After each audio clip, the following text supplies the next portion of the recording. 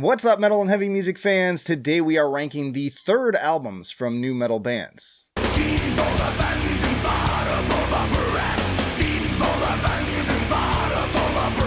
Alright, y'all, this is where things get a little bit rough. As you can see, I have modified the tiers because there are some albums on this level that are great, I unironically enjoy and think are just awesome. Then we skip A tier entirely, and there are some B tier albums that are pretty solid, and then there's kind of everything else.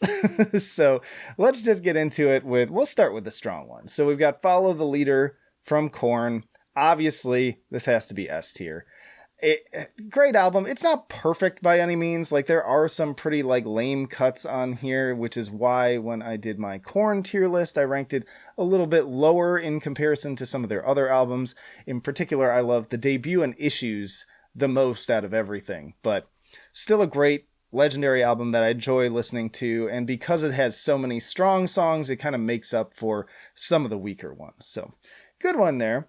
This one might be controversial. We got Slipknot with Volume 3, the Subliminal Verses, and I've talked about this before. I'm not a huge lover of this album. When it came out, I was super psyched for it because the self-titled got me into metal to begin with, really, full on, and then loved Iowa as well.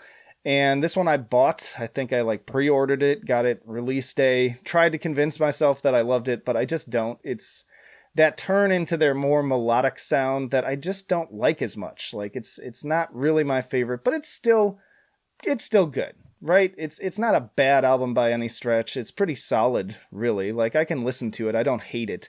So I think B tier feels about right for that one. I know a lot of people would put that in S tier, but me personally, not so much. All right, we got 40 Below Summer with The Morning After. Now, these guys kind of stole the show in the last video because I forgot how much I love their sophomore album, which is really fun. Highly recommend that one again. I was hoping this one would surprise me because that's the only album I'd listened to from them, but I listened to this one and it is bad. It is not good. It is a huge downturn from the previous one. So yeah, disappointing. And that continued to be the trend on a lot of this list, but I'm going to put this one pretty low. In fact, I'm going to put it all the way down at F tier. Similarly, we've got Dry Kill Logic with A Vengeance and Violence, and, I dabbled with these guys back in the day, enjoyed some of their singles. There's not really a full album I really love, but there's some of, the earlier ones that they're decent, but this one, another one that is just kind of rough on the ears. There's not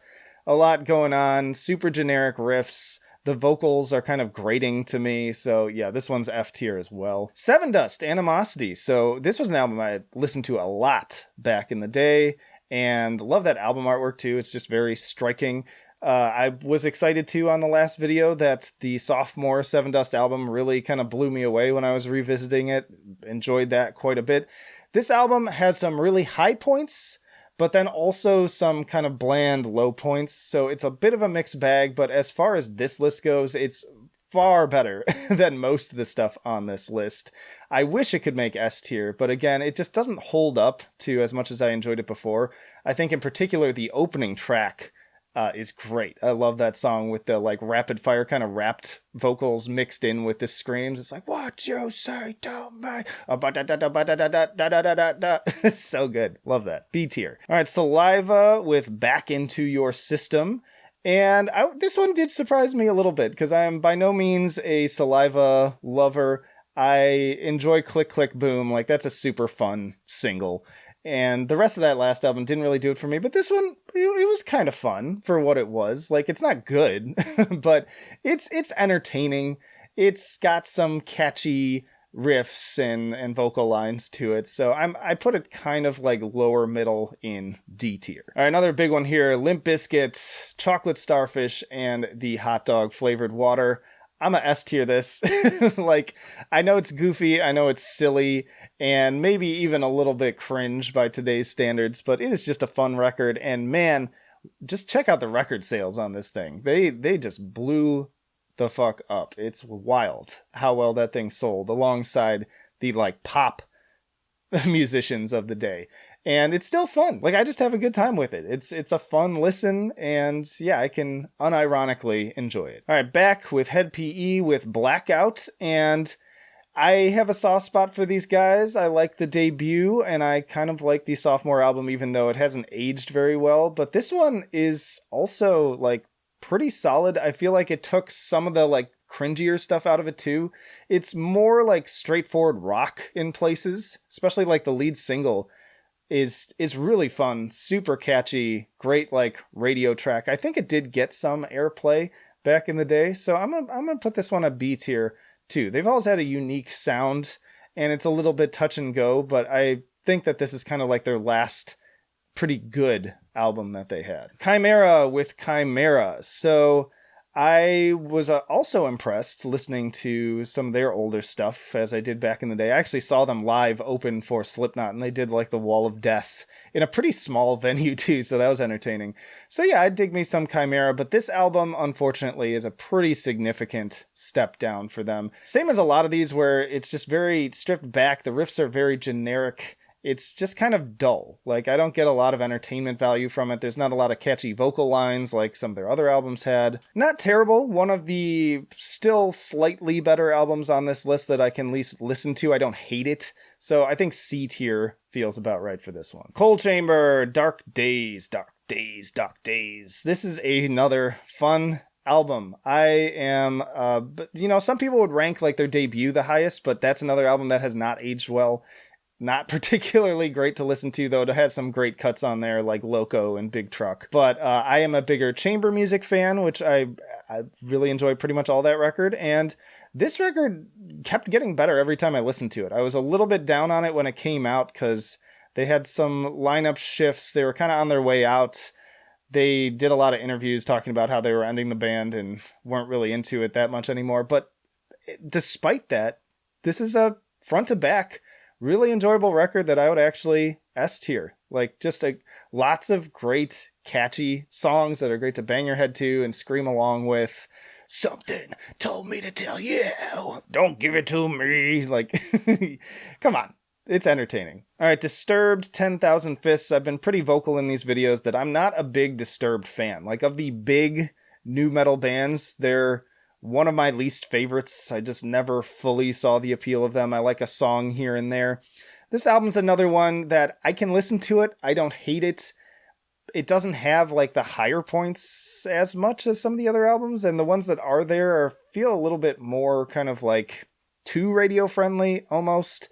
So I don't know. I felt like C tier was pretty fair for this one as well. But let me know in the comments. I know there are those Disturbed lovers out there, and this was a pretty popular album if I recall. Dope, Group Therapy. So I'm a little embarrassed to say that I owned a physical copy of this album. I was a pretty hardcore Dope fan for a minute there in high school, and I really liked this album.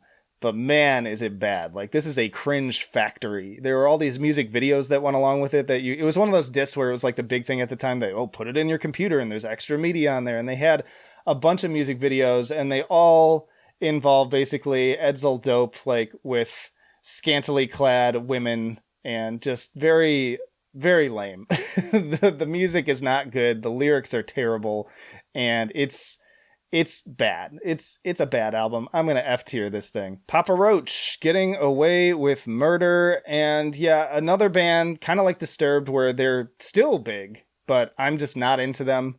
I liked Infest, and that was about it. This is also kind of a mistake too, because I believe this is their fourth album, because I accidentally skipped over. They had an album before Incest, if I'm remembering correctly. That kind of gets overlooked. But I'm just continuing on in the same trajectory that we had.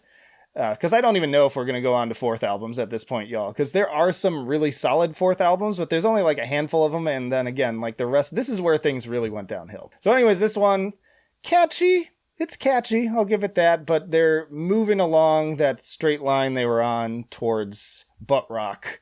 That I made it even worse for me. Like, that's part of why I fell off with these guys so quickly, is I kind of miss the more overtly aggressive nu metal sound of their earlier stuff. So I ended up putting this one at D tier. Kittie back on the list here with Until the End. It's been a whirlwind re-listening to Kittie because I did enjoy their first 2 albums a lot back in the day. They did not age particularly well and ended up pretty low on the list. This was actually my first time venturing beyond those 2 albums, and I was like, okay, I've kind of heard that they get a little bit better in their songwriting, and they have a pretty loyal fan base, but I listened to this one, and it's pretty bad. Like, it's pretty bad, and it doesn't have some of the charm or the nostalgia, I guess I could just say, of those first 2. So I ended up putting it at D-, actually. It's aggressive, it's harsh, it's got its positive qualities, I guess. Not the worst thing in the world, but pretty darn forgettable, if you ask me. Linkin Park, Minutes to Midnight, so this will probably also garner some negative reactions, but post Meteora, and I'm not even, like, in love with Meteora. Like, you can kind of, like, throw away most of the Linkin Park discography for me. Again, this is my subjective opinion. As always, this is not meant to be, like, a master objective list. This album in particular is really lame. Like, there's some, again, like, 1 or 2 decent songs on here that stick with you, but there's a lot of just filler, and it's not good. I don't know how many ways I can just say that. I put this one in D- too. At least it's better produced and better written than some of the bottom choices here, but it's still pretty bad. Mudvayne, Lost and Found. This one too. Love LD50. Enjoy The End of All Things to Come. Not my favorite, but decent album. Lost and Found. Also not good. Like, this is, again, I hated this. This was the era of all these new metal bands kind of going in this more kind of melodic direction that felt very cheesy and just lame to me. Even though, I mean, to be fair, new metal is kind of lame and cheesy to begin with, but it just gets so much worse when you get too sentimental. So yeah, I put this one in D tier. Again, not like the worst of the worst, not a hate listen, but not something I really enjoy going back to either. Mushroomhead, M3. I just continue to be amazed at how many albums Mushroomhead had before they kind of hit it big. So this was kind of like a transitional album, I would say, but it's the next album, the 4th album, where I feel like that's where they kind of actually like tipped over finally into like really making a name for themselves. This album, it's, again, not terrible. It's a big step up from the last one, which is just kind of nonsense. It's tough because I respect, like, anyone who likes Faith No More is a friend of mine, and it's clear that they were heavily inspired by them at this point. Like, it's just clear in the music that they want to be Faith No More, but they can't be. So that's the downside, is like, if you try to do Faith No More and you fail, then that's bad. That's a problem for me, especially because I really do enjoy, especially Angel Dust and The Real Thing. So I put these guys in D tier, D- actually as well. Powerman, 5000, Anyone for Doomsday. Another, like, you know, kind of fun, entertaining album. It's got what's the one, like the bomb single. I'm forgetting the name of it now, but that was like their kind of like when worlds collide for this album. But then once more, the rest of it, the deeper cuts, are just kind of forgettable. Like, I want to have more fun with this band. I wish they had more songs that were as strong as When Worlds Collide, because that is just a legit certified banger. No joke. But yeah, unfortunately, not the case. I'm going to put this one in D- as well. Orgy, Punk Statik, Paranoia. They already went downhill with their second album. I really enjoy the debut. This one is just abysmal. Like, easily F tier. I remember my friend's girlfriend in high school bought this while we were like hanging out doing some stuff, and I was like, oh sweet, new Orgy album, and they put it on in the car, and I was like, oh no. Oh no, what happened here?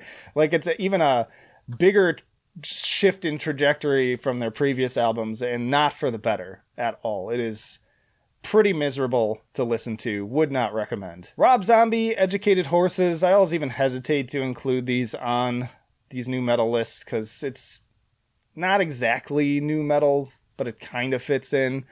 This is one of his lesser albums, I would say. First 2, really fun, really catchy. This one, not so much. Like, a lot of downtime, a lot of blandness. Not that same, like, fun energy that I really want from a Rob Zombie album. So, D tier, well produced, not the worst thing in the world, but still not something I enjoy. Spineshank, Self-Destructive Pattern. Now, this one, I've been kind of up and down with Spineshank. There were some albums I enjoyed back in the day. Again, they haven't aged too well. I don't think I'd listened to this one, maybe a little bit, because I do remember that album cover. Going back to it, it was okay.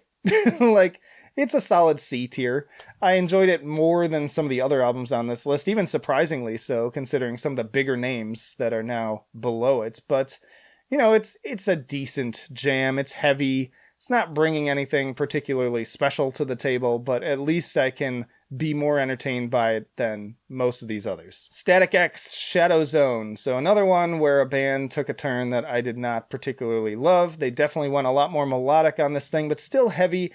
The biggest thing to say about this one is that Static X wanted to be Korn on this album, and I don't know why, because to me, Static X is good enough, and, you know, Korn is Korn. Be you. Like, you have a completely different sound. Korn has that more kind of like weird alternative tinge sound, and they have that more industrial sound, which I love, that you don't get a ton of in the nu metal genre, and they just are one of the best at it. So, not a great album, not a terrible one. Another C tier pick for me. I can listen to it. I can be somewhat entertained by it, but if I want Static X, it's going to be Wisconsin Death Trip. Soulfly 3. This one surprised me a little bit because there were a lot of third albums where I kind of like just jumped off the ship for a band. This was one of them. I love Soulfly and I love Primitive. And then I remember this came out and the production is quite a bit different. It almost sounds a little bit more stripped back, kind of like hardcore sounding music, which is fine. But I want that more kind of like world music flair. And there still is a decent amount of it. Re-listening to it now, I was like, oh, actually, this is a little bit better than I remember. I still don't love it. It's still got some pretty downright bad areas in it. But it's got some stronger points too. And it's got the cool percussion that I really appreciate from this band that is kind of like their best quality, if you ask me.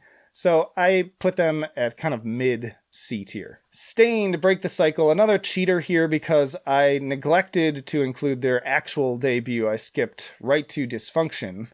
And then I did Dysfunction again. So I guess we're back on track now because this is their third album. Break the Cycle is goated, if you ask me. Like, I don't love Stained, and especially now, like, we talk about the albums after this if we even do go on from here.